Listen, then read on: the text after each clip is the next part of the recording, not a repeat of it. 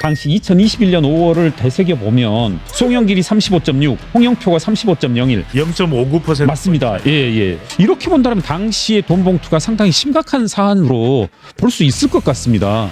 이 돈 봉투가 어떤 의미일까? 두 가지 의미가 있을 것 같아요. 하나는 너의 표를 달라. 예. 네가 가지고 있는 표를 달라. 선거운동을 해라.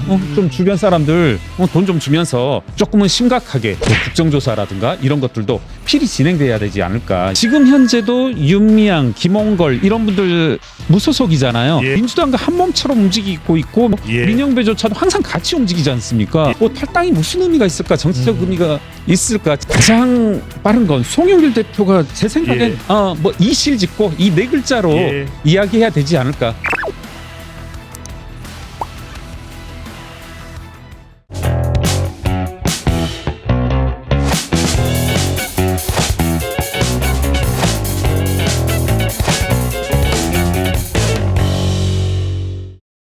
송영길 전 대표가 귀국했습니다. 네.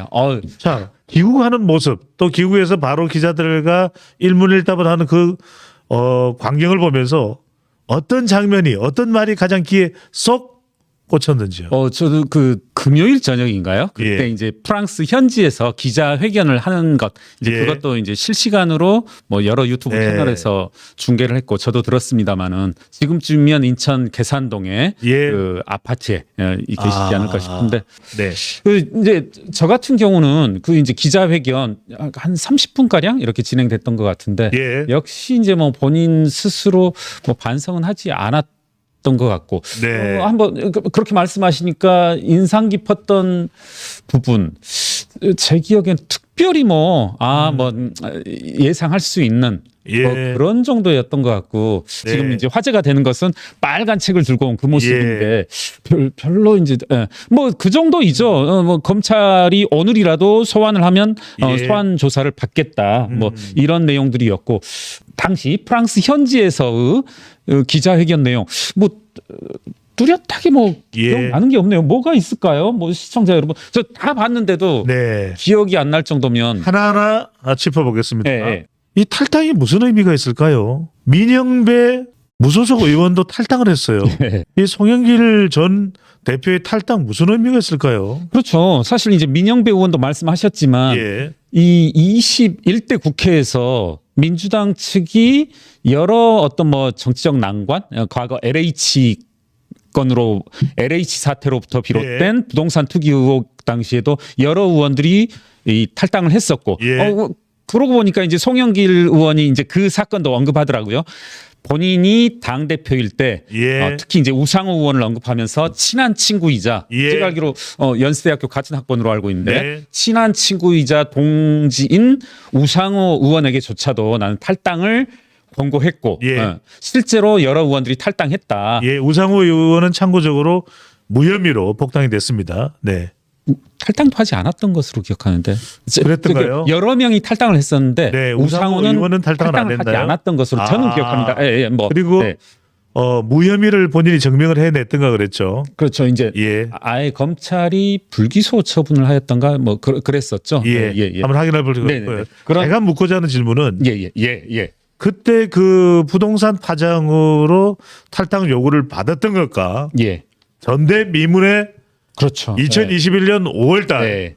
이 전당대회 더군다나 이정건 전 사무부총장은 송영길 대표가 전 대표가 임명을 했던 인물인데 지금 구속돼 있는 상태예요. 맞습니다. 이게 예. 같은 건입니까?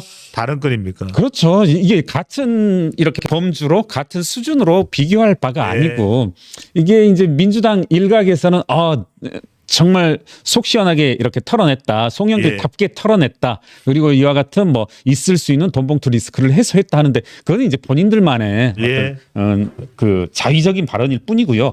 말씀이 나온 김에 이제 저도 꼼꼼히 한번 당시 2021년 5월을 되새겨 보면 기억하시겠지만 당시 당대표 후보로 누구누구가 나왔었냐면 예. 송영길, 홍영표, 우원식입니다. 우원식 이렇게 3명. 어떻게 보면 셋 다 이미지가 비슷하고 예. 이미지도 비슷하고 접전을 벌일 거라 예상을 했었고 예. 사실 결과마저도 몇 프로였었냐면 0.59% 맞습니다. 예, 예. 송영길이 35.6, 홍영표가 35.01. 그래서 이제 홍영표 후보도 말씀을 했는데 이렇게 본다면 당시의 돈 봉투가 상당히 심각한 사안으로 볼 수 있을 것 같습니다.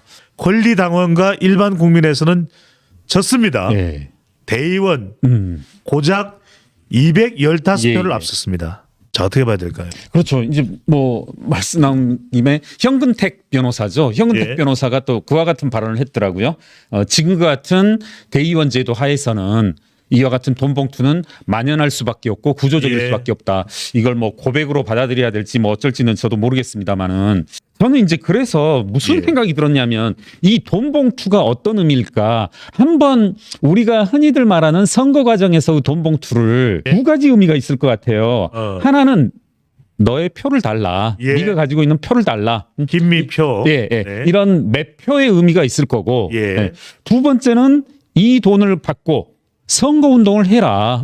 좀 주변 사람들 돈 좀 주면서 그러니까 선거 뛰어라 나를 위해서 run for me네요. 네네네. 네. 그리고 뭐 그런 선거 때문에 꼭 그런 얘기 나오잖아요. 네. 아, 저 총알을 안 주니까 움직일 수가 없다. 뭐 이런 아하. 말들을 하는데 움직일 수 있는 어떻게 보면 금전적인 물질적 지원 성격일 수도 있고 명분을 네. 부여하는 것일 수도 있는데 제가 봤을 때는 이제 두 번째 의미를 먼저 말씀드리면 지금 이른바 일각에서는 관례이다. 과거 박기태 이제 국회의장도 예. 관례라는 이름으로 변호하였고 판사가 집행유예 이렇게 한 것도 이제 관례라는 부분 일정 부분 인정했는데 예. 여하튼 자기들끼리는 정치판에서는 이게 용인되어지는 뭐 자기들끼리입니다. 저는 이것도 매우 심각한 사안이라고 네. 보는데 그런 게 있는데 이번 2021년 5월의 선거는 제가 말한 첫 번째 네 표를 달라. 당시 이제 나오지만은 이제 뭐 비명계 의원에게도 갔다는 거 아닙니까? 네. 그런 의미에서 본다라면 이번 이 돈봉투 사건은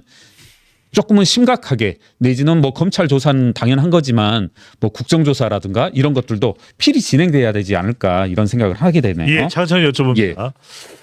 송영길 전 대표가 탈당을 이야기를 했는데 네. 이게 무슨 이 여론을 잠재우는데 영향을 줄까요? 시청자분들의 반응과 마찬가지일 것 같습니다. 네. 뭐 시청자분들도 야, 탈당이 무슨 의미가 있냐. 예. 그리고 특히나 지금 21대에서 역력하게 드러나고 있지만 네. 탈당된 의원들 지금 현재도 윤미향, 김홍걸 이런 분들 무소속이잖아요. 예. 그렇다고 해서 이분들이 민주당과 한 몸처럼 움직이고 있고 민주당 행사에 뭐 민영배조차도 예. 민영배조차도 항상 같이 움직이지 않습니까? 예. 그래서 뭐 탈당이 무슨 의미가 있을까? 정치적 의미가 있을까? 지금과 같은 정당 체계하에서 아무 의미 그렇다면은 없다. 송영길 전 대표는 뭘 해야 된다고 보십니까? 가장 빠른 건 송영길 대표가 제 생각엔 예. 뭐 이실 짓고 이 네 글자로 예. 이야기해야 되지 않을까. 본인은 지금 모른다. 뭐 아랫사람들이 벌이는 일이다. 뭐 예. 한번 몇 가지 워딩들을 보게 되면 약간 뭐랄까요? 전혀 모르는 사안이라고 이런 식으로 예. 얘기를 하고 있단 말입니다. 한번 예. 몇 가지만 제가 적어 왔는데 예. 예. 자, 바로 이 부분을 말씀해 주십시오. 예. 자, 그래서 가장 중요한 이번 돈봉투 사태의 핵심은 송영길 전 대표가 몰랐을까? 이게 핵심입니다. 그래서 지금 하나 약간 묻히고 있는 뉴스가 있던데 예. JTBC가 한 5일 전쯤에 보도한 내용이 있더라고요. 아, 녹취록들. 자, 제가 아까 뭐라고 말씀드렸냐면 송영길이 이 사건에 대해서 여러 가지 얘기를 하고 있는데 그 중에 하나 이제 이런 발언이 있더라고요. 예. 이정근 전 부총장의 형편없는 진술을 증거라고 하고 있다. 예. 그런데 이제 JTBC 단독 보도에서 한번 제가 그대로 한번 얘기해 볼게요. 예. 자, 이제 기자의 워딩입니다. 네. 기자의 워딩이 뭐냐면 이정근 씨의 경우, 이정근 사무부총장의 경우 현직 의원이 아닌 당직자 중엔 이례적으로 사무부총장이 됐다. 예. 이건 대단히 이례적이라요 그렇죠. 대개는 현직 의원이 맞는다고 합니다. 지금 더불어민주당의 사무부총장도 현직입니다. 예. 예. 예. 자, 실제 저희가 확보한 녹취 파일 중엔 예. 송영길 대표가 이정근 전 부총장을 상당히 믿고 있음을 보여주는 내용이 있다. 예. 그래서 송영길 대표가 뭐라고 하냐면 JTBC의 내용입니다. 갑돌이하고 갑순이하고 셋이 팀워크를 잘 맞춰서 예. 이정근 부총장하고 통화 내용입니다. A와 B와 이정근 네가 셋이 호흡을 잘 맞춰서 예. 그랬더니 이제 이정근 부총장이 뭐라고 하냐면 그거는 내가 누구와의 잘 통화 내용입니까? 이정근과 송영길의 통화입니다. 그렇습니다. 자, 이송입니다. 예, 예. 이정근이 뭐라고 하냐면 그거는 내가 잘 맞출게. 예. 이렇게 하고 송영길이 뭐라고 하냐면 땡땡땡입니다.